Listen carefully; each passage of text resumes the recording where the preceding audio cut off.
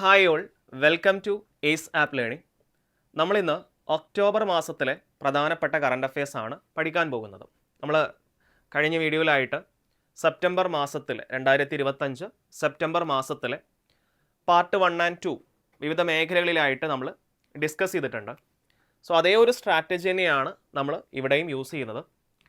2025 October മാസത്തിലെ ഒരു competitive എക്സാമിന് ചോദിക്കാൻ സാധ്യതയുള്ള പ്രധാനപ്പെട്ട കാര്യങ്ങൾ എന്തൊക്കെയാണ്, അതിൻ്റെ അനുബന്ധ വിവരങ്ങൾ എന്തൊക്കെയാണ്, ഇത്തരം കാര്യങ്ങളാണ് നമ്മൾ ഈ വീഡിയോയിൽ ഡിസ്കസ് ചെയ്യാൻ ഉദ്ദേശിക്കുന്നത്. പ്രധാനപ്പെട്ട കറണ്ട് അഫയേഴ്സ് ഏതൊക്കെയാണെന്ന് നോക്കാം. അപ്പോൾ ആദ്യം തന്നെ നമ്മൾ എല്ലാ ക്ലാസ്സിലും പറയുന്ന പോലെ തന്നെ കേരളവുമായി ബന്ധപ്പെട്ട ഏറ്റവും കൂടുതൽ നമ്മൾ കേരള PSC ആയതുകൊണ്ട് തന്നെ ഏറ്റവും കൂടുതൽ ചോദ്യങ്ങൾ വരാൻ സാധ്യത കേരളവുമായി ബന്ധപ്പെട്ട കാര്യങ്ങൾ തന്നെയാണ്. അപ്പോൾ അതുകൊണ്ട് കേരളവുമായി ബന്ധപ്പെട്ട കാര്യങ്ങളാണ് നമ്മൾ ആദ്യം ഡിസ്കസ് ചെയ്യാൻ പോകുന്നത്. അപ്പോൾ അതിൽ ആദ്യ പോയിന്റ് എന്ന് പറയുന്നത് ഹൃദയമാറ്റ ശസ്ത്രക്രിയ നടത്തുന്ന രാജ്യത്തെ ആദ്യ ജനറൽ ആശുപത്രി എന്ന് പറയുന്നത് ഏതാണ്? എറണാകുളം ജനറൽ ആശുപത്രിയാണ്. ഹൃദയമാറ്റ ശസ്ത്രക്രിയ നടത്തുന്ന രാജ്യത്തെ ആദ്യ ജനറൽ ആശുപത്രി എന്ന് പറയുന്നത് എറണാകുളം ജനറൽ ആശുപത്രിയാണ്. അറിഞ്ഞിരിക്കുക, ഒരു ഫാക്റ്റ് ആയിട്ടുള്ളൊരു പോയിന്റാണ്. ഹൃദയമാറ്റ ശസ്ത്രക്രിയ നടത്തുന്ന രാജ്യത്തെ ആദ്യ ജനറൽ ആശുപത്രി എന്ന് പറയുന്നത് അത് എറണാകുളം ജനറൽ ആശുപത്രിയാണ്. അതുപോലെ കോൾഡ്രിഫ് എന്ന് പറയുന്ന ചുമക്കുള്ള ഒരു മരുന്നുണ്ടായിരുന്നു. അത് 4 വയസ്സിന് താഴെയുള്ള കുട്ടികൾക്ക് ഒരുപാട് ഗുരുതരമായിട്ടുള്ള ആരോഗ്യ പ്രശ്നങ്ങൾ ഉണ്ടാക്കുന്നു എന്നതിൻ്റെ ഫലമായിട്ട് ഈ ഒരു മരുന്ന് കോൾഡ്രിഫ് എന്ന് പറയുന്ന ഈ ചുമക്കുള്ള മരുന്ന് കേരളത്തിൽ നിരോധിച്ചിട്ടുണ്ടായിരുന്നു. അപ്പോൾ അടുത്തിടെ കേരളത്തിൽ നിരോധിച്ച വിവാദമായിട്ടുള്ള ചുമയുടെ മരുന്നാണ് കോൾഡ്രിഫ് എന്ന് പറയുന്നത്.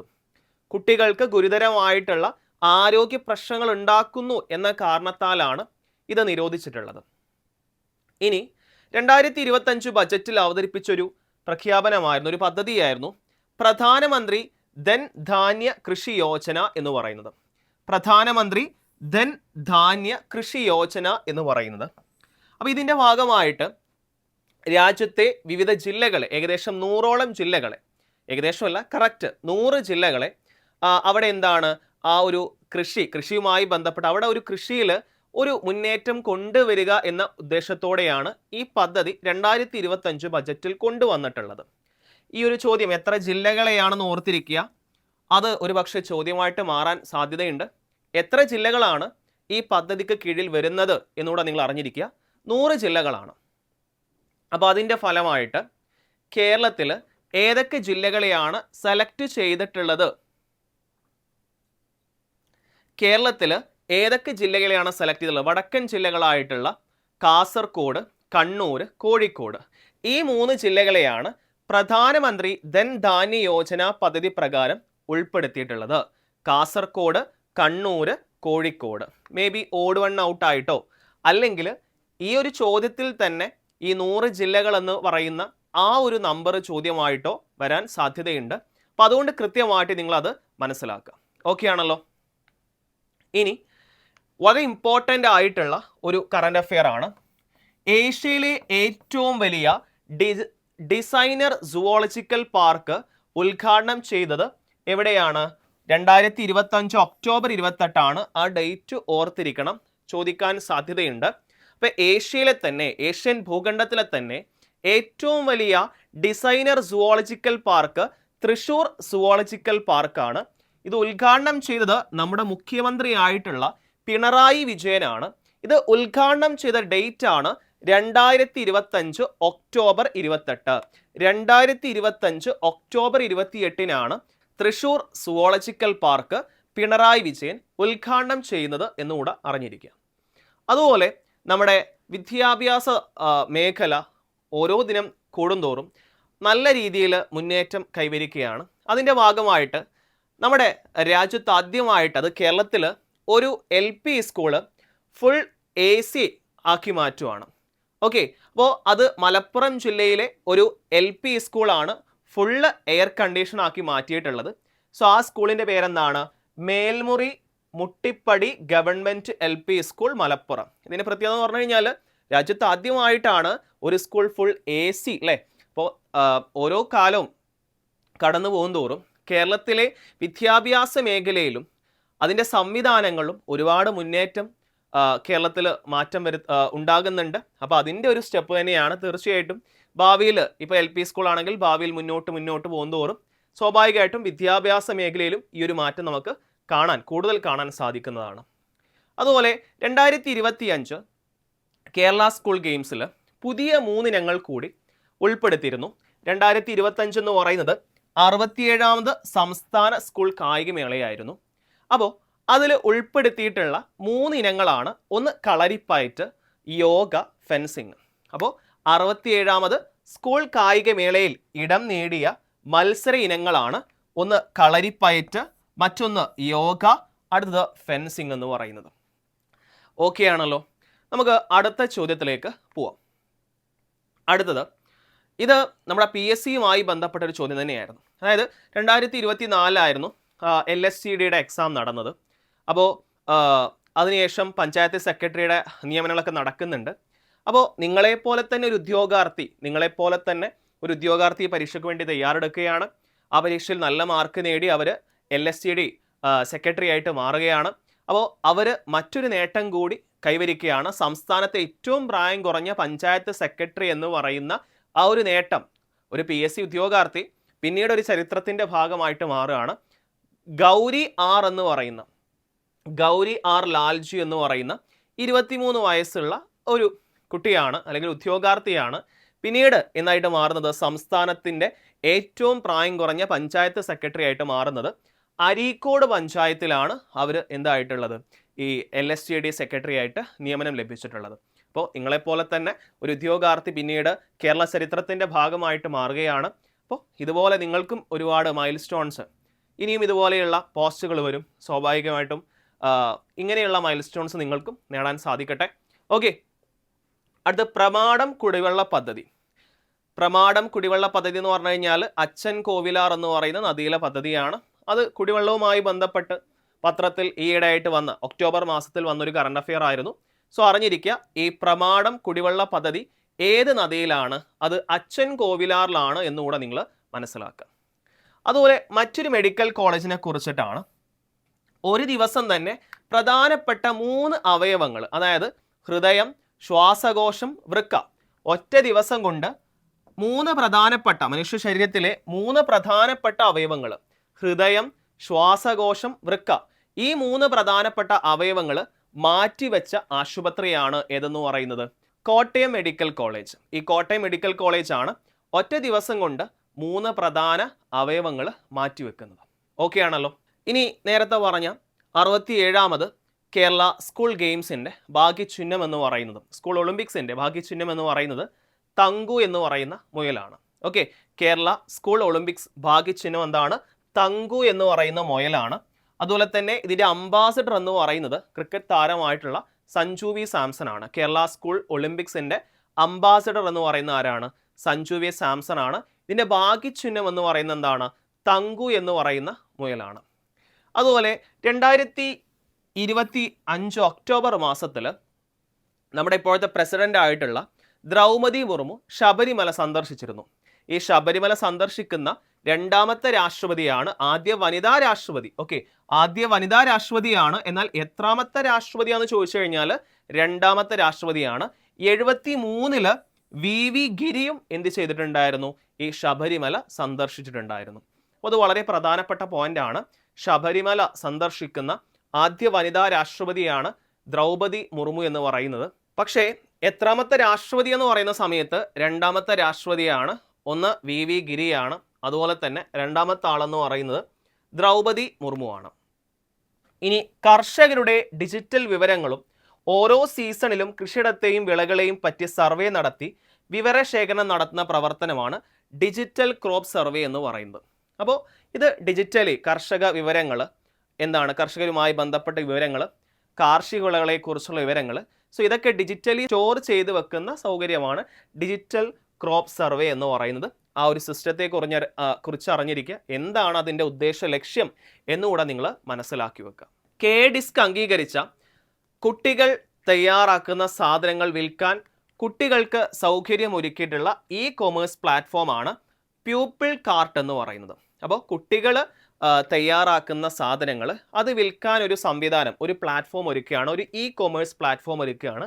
സോ അതിൻ്റെ പേരാണ് പ്യൂപ്പിൾ കാർട്ട് എന്ന് പറയുന്നത്. ഇപ്പോൾ ഒരുപാട് ഫ്ലിപ്കാർട്ട്, ആമസോൺ പോലെ ഒരുപാട് ഇ കൊമേഴ്സ് പ്ലാറ്റ്ഫോം ഉണ്ട്.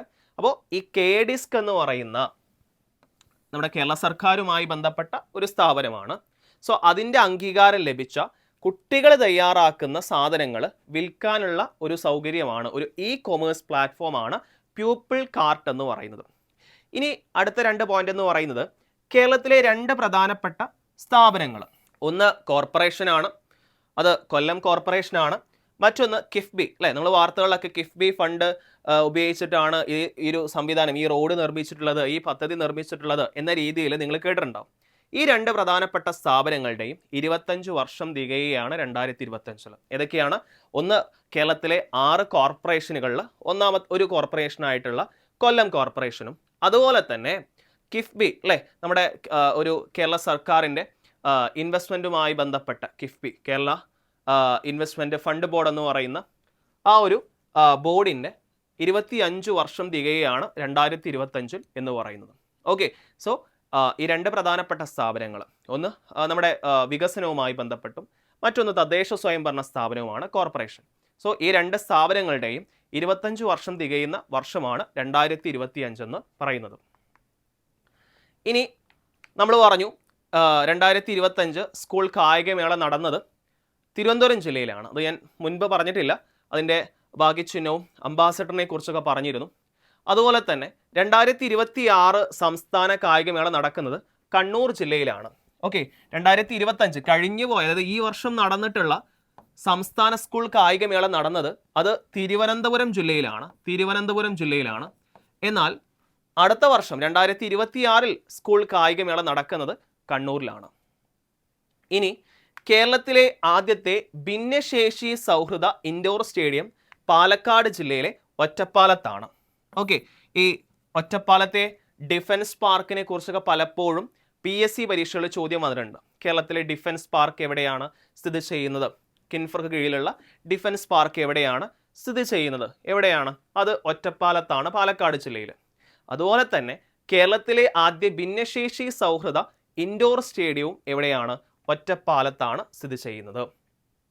ഇനി നവംബർ 1 മുതൽ, അതായത് 2025 നവംബർ 1 മുതൽ സംസ്ഥാനത്തെ കോടതികളിൽ സാക്ഷിമൊഴികൾ രേഖപ്പെടുത്താൻ ഉപയോഗിക്കപ്പെടുന്ന AI ടൂളിൻ്റെ പേരാണ് അദാലത്ത് AI. ചിലപ്പം ചോദിക്കാം, എന്താണ് അദാലത്ത്? എന്നൊരു 4 സ്റ്റേറ്റ്മെൻ്റ് ആയിട്ട് തരാം. അപ്പോൾ ഈ സാക്ഷിമൊഴികൾ രേഖപ്പെടുത്താൻ വേണ്ടിയിട്ടുള്ള AI ടൂളാണ് എന്തെന്ന് പറയുന്നത്, ഈ പറയുന്ന അദാലത്ത് AI എന്ന് പറയുന്നത്. ഓക്കെ ആണല്ലോ? ഇനി കേരള സർക്കാർ വാഹനങ്ങൾക്ക് ഒരു ഏകീകൃത നമ്പർ പ്ലേറ്റ് വരികയാണ്. അപ്പോൾ ഇനി തൊട്ട് കേരള സർക്കാർ വാഹനങ്ങളുടെ നമ്പർ പ്ലേറ്റ് എന്ന് പറയുന്നത് KL90 എന്ന് പറയുന്ന, KL90 എന്ന് പറയുന്ന സീരീസ് വെച്ചായിരിക്കും ഈ സർക്കാർ വാഹനങ്ങൾക്ക് ഉള്ള ആ ഒരു നമ്പർ പ്ലേറ്റ് എന്ന് പറയുന്നത്. ഓക്കെ, സർക്കാർ വാഹനങ്ങൾക്കുള്ള നമ്പർ പ്ലേറ്റ് എന്ന് പറയുന്നത് ഏതായിരിക്കും? ഇനി KL90, KL90 വെച്ചിട്ടായിരിക്കും, അതിൻ്റെ സീരീസ് ആയിരിക്കും കേരള സർക്കാർ വാഹനങ്ങൾക്ക് നൽകുന്നുണ്ടാവുക. ഓക്കെ ആണല്ലോ? സോ ഇതാണ് കേരളവുമായി ബന്ധപ്പെട്ട് 2025 ഒക്ടോബർ മാസത്തിലെ പ്രധാനപ്പെട്ട കറണ്ട് അഫയേഴ്സ് എന്ന് പറയുന്നത്. ഇനി നമ്മൾ രാജ്യം, അതായത് ഇന്ത്യയിലെ പ്രധാനപ്പെട്ട കറണ്ട് അഫയേഴ്സിലേക്ക് പോവുകയാണ്. ഓക്കെ, അപ്പോൾ ഇന്ത്യയുമായി ബന്ധപ്പെട്ട് പറയാനുള്ളത് ചാമ്പ്യൻസ് ഓഫ് എർത്ത് പുരസ്കാരമുണ്ട്. ഈ പ്രകൃതി സംരക്ഷണവുമായി ബന്ധപ്പെട്ട് നൽകുന്ന പുരസ്കാരമാണ് ഈ ചാമ്പ്യൻസ് എർത്ത് പുരസ്കാരം എന്ന് പറയുന്നത്. ഇത് ഒരാൾക്ക് മാത്രം ലഭിക്കുക. വിവിധ രാജ്യങ്ങളിൽ ഈ പ്രകൃതി സംരക്ഷണവുമായി ബന്ധപ്പെട്ട് ഒരുപാട് വ്യക്തികൾ അവർ പ്രവർത്തിക്കുന്നുണ്ടാവും. സോ അവർക്കെല്ലാം അവാർഡ് ലഭിക്കുന്നുണ്ട്. അപ്പോൾ ഒരു രാജ്യത്ത് നിന്ന് 1-2 പേർക്കൊക്കെ അവാർഡ് ലഭിക്കുന്നുണ്ടാവുക. സോ ജിനാലി മോദിക്ക്, ഈ ജിനാലി മോദി എന്ന് പറഞ്ഞു കഴിഞ്ഞാൽ ഈ വാഴയിൽ നിന്നുണ്ടാവുന്ന, നമ്മൾ വാഴത്തണ്ട് എന്നൊക്കെ പറയത്തില്ലേ, അതിൽ നിന്ന് ലെതർ നിർമ്മിക്കുന്ന ഒരു പ്രോസസ്സാണ് ഇവർ കണ്ടുപിടിച്ചിട്ടുള്ളത്.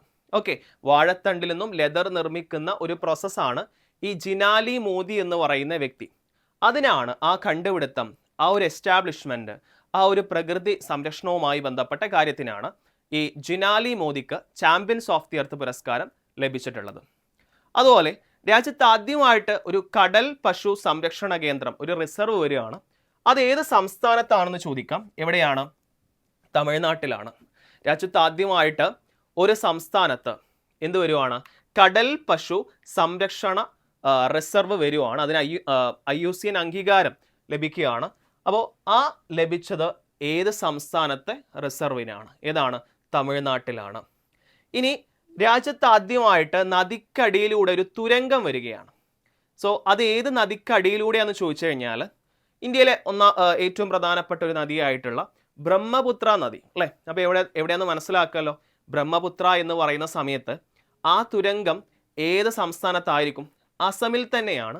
അസമിലെ ഗോഹ്പൂർ, നുമലിഗഡ് എന്ന് പറയുന്ന നഗരങ്ങളെയാണ് ഈ തുരങ്കം എന്ത് ചെയ്യുന്നത്.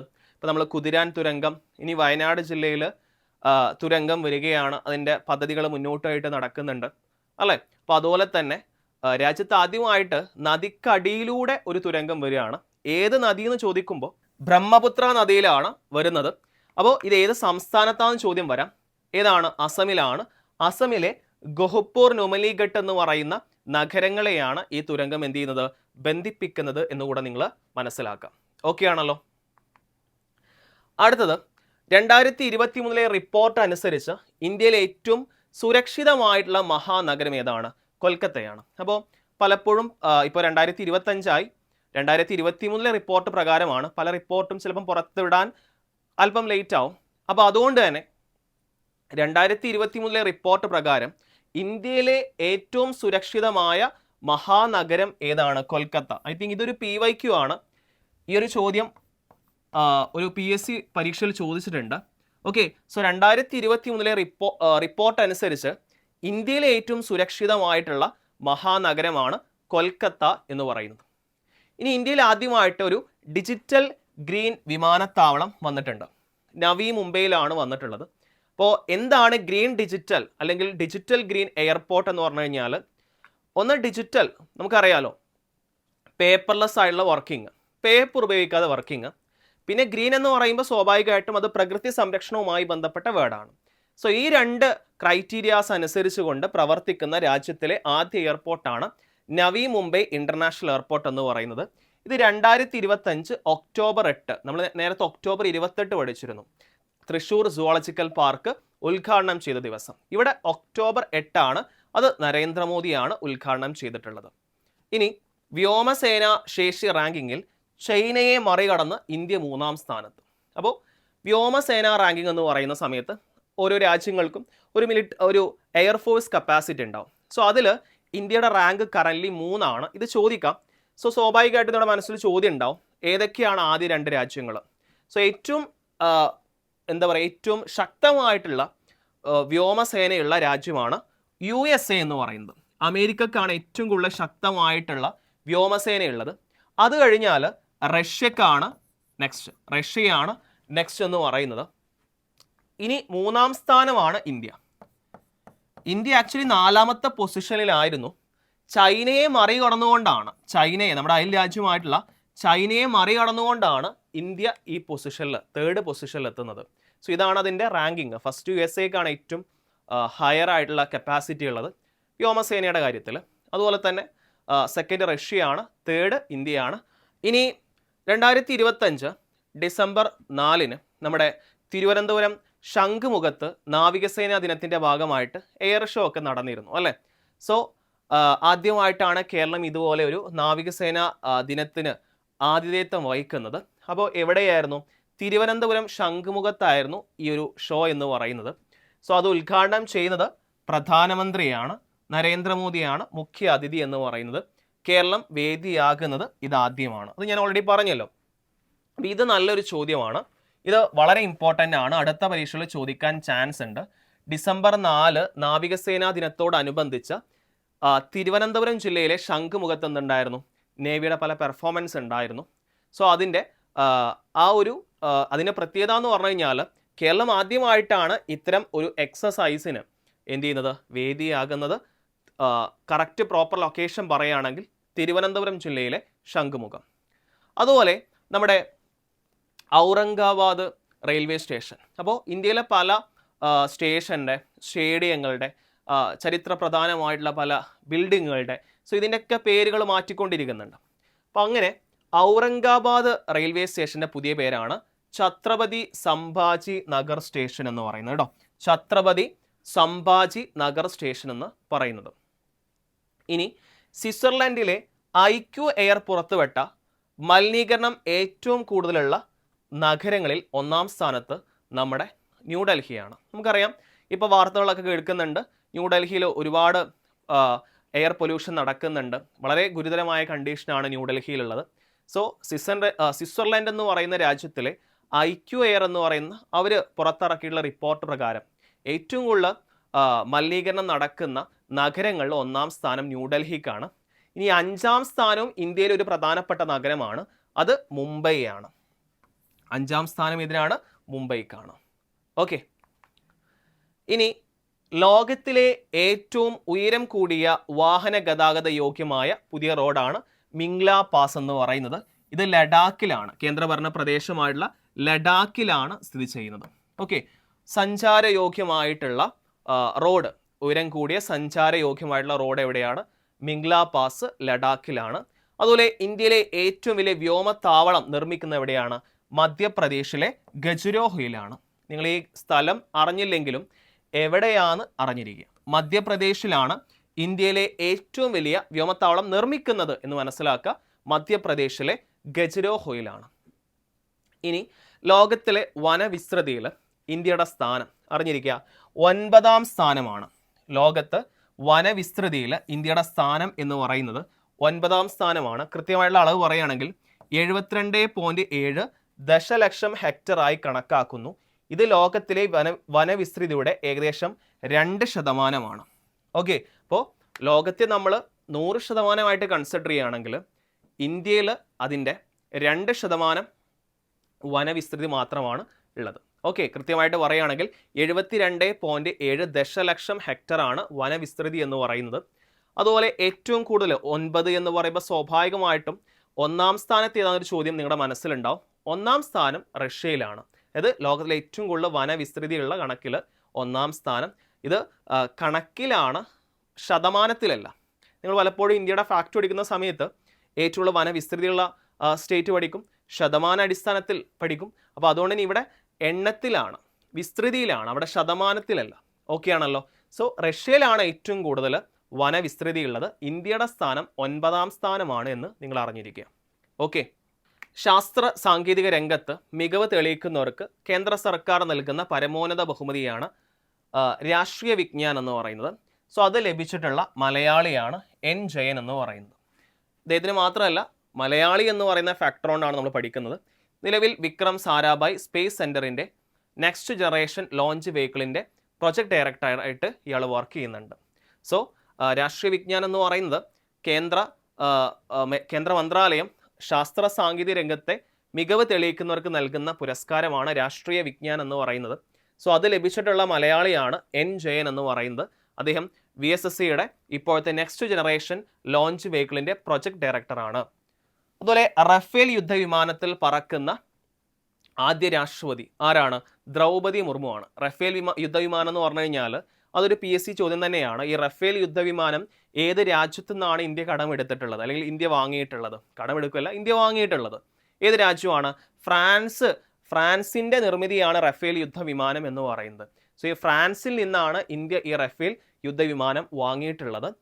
അപ്പോൾ ആ ഒരു റഫേൽ യുദ്ധവിമാനത്തിൽ സഞ്ചരിക്കുന്ന ആദ്യ രാഷ്ട്രപതിയാണ് ദ്രൗപദി മുർമു. മാത്രമല്ല 2 യുദ്ധവിമാനങ്ങൾ, അതും വളരെ പ്രധാനപ്പെട്ട പോയിന്റാണ്, 2 യുദ്ധവിമാനങ്ങളിൽ സഞ്ചരിക്കുന്ന ആദ്യ രാഷ്ട്രപതി കൂടിയാണ് ദ്രൗപദി മുർമു എന്ന് പറയുന്നത്. ഒന്ന് ഈ പറയുന്ന റഫേലാണ്, രണ്ടാമത്തത് സുഖോയ് 30 എന്ന് പറയുന്ന ഈ ഒരു യുദ്ധവിമാനത്തിലും നമ്മുടെ ദ്രൗപദി മുർമു സഞ്ചരിച്ചിട്ടുണ്ട്.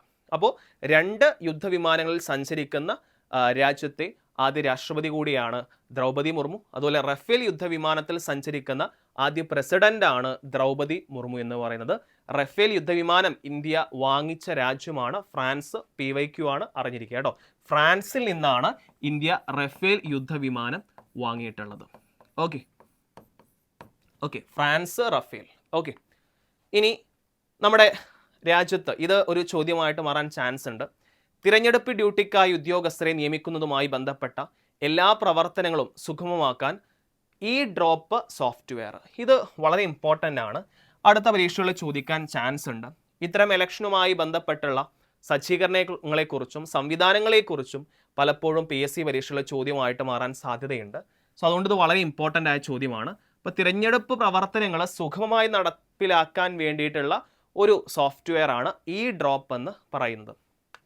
സർദാർ വല്ലഭായ് പട്ടേലിൻ്റെ എത്രാമത്തെ ജന്മവാർഷികമാണ് 2025 ഒക്ടോബർ 31? എത്രാമത്തെയാണ്? 150 അപ്പോൾ 150ാമത്തെ ജന്മവാർഷികമായതുകൊണ്ട് തന്നെ ചിലപ്പോൾ അടുത്ത പരീക്ഷകളിൽ ചോദിക്കാൻ ചാൻസ് ഉണ്ട്.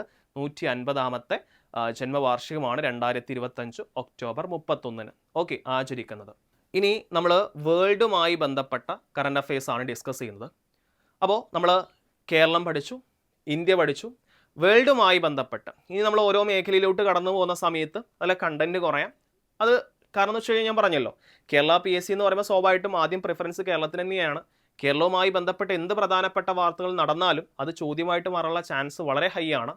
അത് കഴിഞ്ഞാൽ ഇന്ത്യ, വേൾഡ്, പിന്നെ പല മേഖലയിലോട്ട് പോകുന്ന സമയത്ത് കണ്ടന്റ് കുറയും. ബിക്കോസ് ഒരു കോമ്പറ്റീറ്റീവ് എക്സാം രീതിയിൽ നിങ്ങൾ അതുകൂടെ മനസ്സിലാക്കി പഠിക്കണം.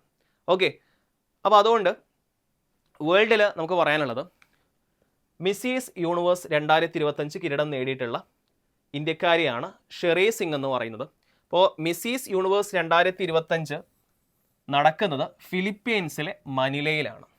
അപ്പോൾ ഫിലിപ്പീൻസിലെ മനില എന്ന് പറഞ്ഞ സ്ഥലത്താണ് മിസ്സീസ് യൂണിവേഴ്സ് 2025 മത്സരം നടന്നിട്ടുണ്ടായിരുന്നത്.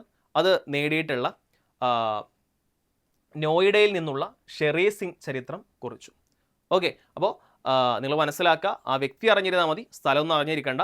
ഷെറി സിംഗ് എന്ന് പറയുന്ന വ്യക്തിയാണ് മിസ്സീസ് യൂണിവേഴ്സ് 2025 കിരീടം നേടിയത്. ആ ഒരു സൗന്ദര്യ മത്സരം നടന്നത് ഫിലിപ്പീൻസിലെ മനിലയിലാണ്. 2025 ഒക്ടോബറിൽ ദയാവധം നിയമവിധേയമാക്കിയ രാജ്യമാണ് ഉറുഗ്വേ. അത്ര ഇമ്പോർട്ടൻ്റ് ഇല്ല, പക്ഷേ എന്തുകൊണ്ട് ഇമ്പോർട്ടൻ്റ് ആയെന്ന് ചോദിച്ചു കഴിഞ്ഞാൽ ഈ ദയാവധം നിയമവിധേയമാക്കുന്ന ആദ്യത്തെ ലാറ്റിൻ അമേരിക്കൻ രാജ്യമാണ് ഏതെന്ന് പറയുന്നത് ഉറുഗ്വേ എന്ന് പറയുന്നത്. അങ്ങനെയാണ് ആ പോയിന്റിന് ഇമ്പോർട്ടൻസ് വരുന്നത്.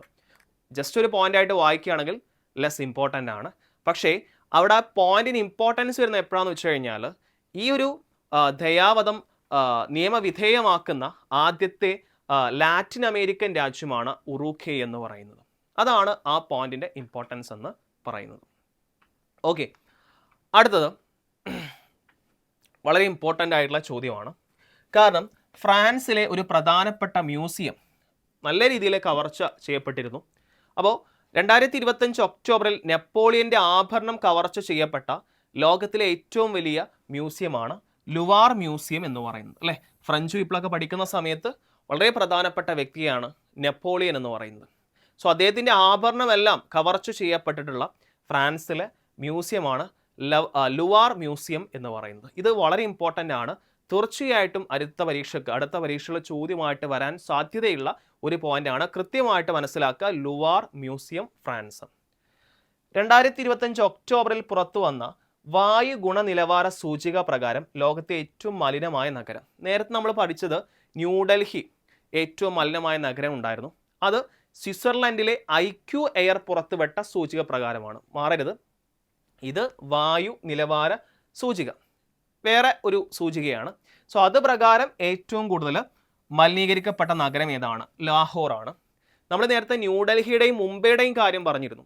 അതെന്ന് പറഞ്ഞു കഴിഞ്ഞാൽ സ്വിറ്റ്സർലൻഡിലെ IQ എയർ പുറത്തുവിട്ട സൂചിക പ്രകാരമാണ് ന്യൂഡൽഹി ആൻസർ ആയിട്ട് വരുന്നത്. ഇത് വായു നിലവാര സൂചികയാണ്. ഓക്കെ, ഗുണനിലവാര സൂചിക.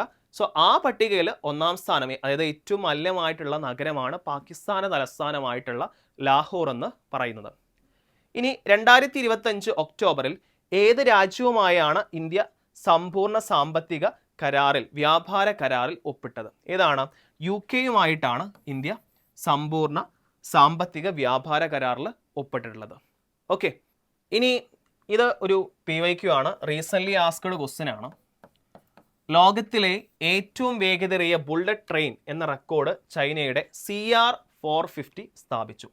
അപ്പോൾ പേര് ചോദിച്ചില്ലെങ്കിലും ഏത് രാജ്യത്താണ് ലോകത്തിലെ ഏറ്റവും വേഗതയേറിയ ബുള്ളറ്റ് ട്രെയിൻ പ്രവർത്തനം നടത്തുന്നത് ചോദിക്കാം. ഏത് രാജ്യത്താണ്? ചൈനയിലാണ് ലോകത്തിലെ ഏറ്റവും വേഗതയേറിയ ബുള്ളറ്റ് ട്രെയിൻ എന്ന് പറയുന്ന റെക്കോർഡ്. ആ ഒരു ട്രെയിനിൻ്റെ പേരാണ് CR450 എന്ന് പറയുന്നത്. ലോകത്തിലെ ആദ്യത്തെ റോബോട്ടിക് ബ്രെയിൻ ട്യൂമർ ശസ്ത്രക്രിയ നടത്തിയ ഹോസ്പിറ്റൽ. സോ ആ ഹോസ്പിറ്റലിലെ പേരൊക്കെ ഇവിടെ ഡീറ്റെയിൽ ആയി കൊടുത്തിട്ടുണ്ട്. അത് നിങ്ങൾ പഠിക്കണ്ട. ഏത് രാജ്യമാണ്? Saudi Arabia. അറേബ്യൻ രാജ്യമായിട്ടുള്ള സൗദി അറേബ്യയിലാണ് ബ്രെയിൻ ട്യൂമർ എന്ന് പറഞ്ഞാൽ നമ്മുടെ ക്യാൻസറിൻ്റെ ഫസ്റ്റ് സ്റ്റേജാണ് ട്യൂമർ എന്ന് പറയുന്നത് അല്ലേ. അപ്പോൾ ബ്രെയിൻ ട്യൂമർ സക്സസ്ഫുള്ളി ശസ്ത്രക്രിയ നടത്തിയിട്ടുള്ള ആദ്യ റോബോട്ട് അത് ഏത് ആശുപത്രിയിലാണ്? റോബോട്ടിക് ബ്രെയിൻ ട്യൂമർ ശസ്ത്രക്രിയ നടത്തിയിട്ടുള്ളത് ഏത് രാജ്യത്താണ്? അറേബ്യൻ രാജ്യമായുള്ള സൗദിയിലാണ് ഈ റോബോട്ടിക് ശസ്ത്രക്രിയ നടത്തിയിട്ടുള്ളത്. ഇനി അടുത്തത് ക്യാമറൂൺ, ആഫ്രിക്കൻ രാജ്യമായുള്ള ക്യാമറൂണിൽ നിന്നൊരു വാർത്തയാണ്. അതായത് ലോകത്തെ ഏറ്റവും പ്രായം കൂടിയ പ്രസിഡന്റ് ഈ ക്യാമറൂണിലാണ്. അതിൻ്റെ പേര് പോൾ ബിയ എന്നാണ്. ലോകത്തിലെ ഏറ്റവും പ്രായം കൂടിയ പ്രസിഡന്റ് അത് ക്യാമറൂണിലാണ്. അതിൻ്റെ പേര് പോൾ ബിയ എന്നാണ്. ഓക്കെ, സോ അതാണ് ആ പോയിന്റ് ഇമ്പോർട്ടൻസ്. സാധാരണ നമ്മൾ നിയമനങ്ങൾ പഠിക്കുന്ന സമയത്ത് ഫ്രാൻസിലെ, റഷ്യയിലെ അവിടുത്തെ പ്രധാനമന്ത്രിമാർ, പ്രസിഡന്റുമാരൊക്കെ പഠിക്കാറുണ്ട്.